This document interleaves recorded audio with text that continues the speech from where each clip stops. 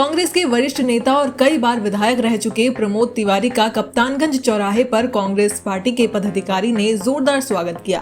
विधायक की स्वर्गीय मां विमला तिवारी के निधन के बाद ब्रह्म भोज कार्यक्रम में आए कांग्रेस नेता प्रमोद तिवारी ने कई बड़े बयान दिए।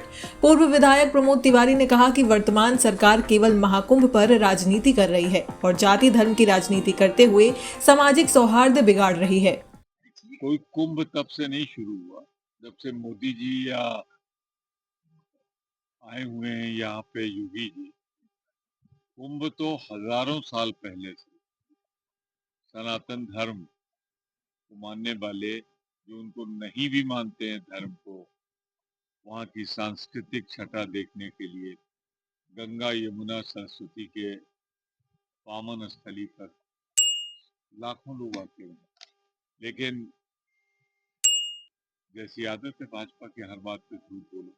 उनको शायद ऐतिहासिक सच नहीं मालूम है, ऐतिहासिक सत्यता नहीं मालूम है कि कुंभ में पंडित जवाहरलाल नेहरू आए, इंदिरा जी आई, सोनिया जी को लेके मैं खुद गया, प्रियंका जी को लेके मैं खुद गया। तो लोग आते रहे और आएंगे भी, जिनको मौका मिलेगा, सरकार जिनको अवसर देगी वो जरूर आए। प्रमोद तिवारी ने बीजेपी पर निशाना साधते हुए कहा कि भारतीय जनता पार्टी को लोकतंत्र में विश्वास नहीं है। ये कौन सी नई बात है, तो जेपीसी है।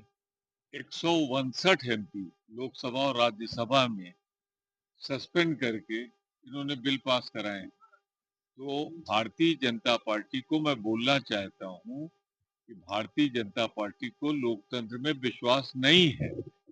उसका बस चले तो पिछले चुनाव में भारत की जनता को मैं बधाई देता हूँ, 400 नहीं पार होने दिया।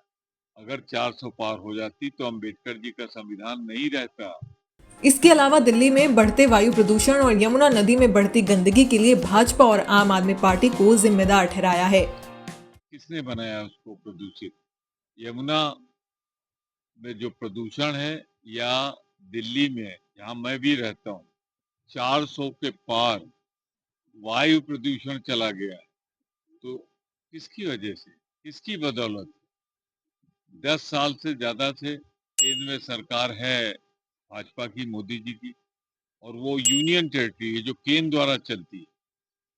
उसके बाद अगर कोई है तो प्रदेश सरकार जिम्मेदार है। जहाँ तक यमुना की बात है, यमुना वही नहीं पैदा हुई, यमुना तो पूरा उत्तराखंड पार करके हरियाणा पार करके आती है। तो उसमें जो प्रदूषण है, किसकी सरकार है उत्तराखंड, किसकी सरकार है हरियाणा में? तो यमुना में जो प्रदूषण है उसकी जिम्मेदारी भाजपा और आम आदमी पार्टी दोनों की है। प्रमोद तिवारी ने कहा कि सत्ता में कांग्रेस आएगी तो हमारी प्राथमिकता पूर्वांचल होगी। तो जो कुछ बस्ती में विकास हुआ है ये उसी सरकार के समय का है। चीनी मिल याद करिए, इन्होंने तो बंद कराए, गैर कांग्रेसी सरकारों। जब कभी भी कांग्रेस आएगी उसकी प्राथमिकता में पूर्वांचल होगा। निसंदेह बिना बस्ती के, सिद्धार्थनगर के पूर्वांचल तो नहीं विकास हो सकता। तो हमारी प्राथमिकता पूर्वांचल रहेगी। इतना ही नहीं, पूर्व विधायक ने बीजेपी को गोडसे का पुजारी बताते हुए कहा कि भाजपा गोडसे की विचारधारा को फॉलो करती है। दो विचारधारा, एक गांधी की, एक गोडसे की। हम सब गांधी के पुजारी, गांधी की विचारधारा। भारतीय जनता पार्टी गोडसे के पुजारी है, वो गोडसे को मानती है। तो निसंदेह ये गोडसे के बताए के रास्ता पे चलते हैं और हम गांधी के बताए रास्ते पे। संघर्ष आज यही है।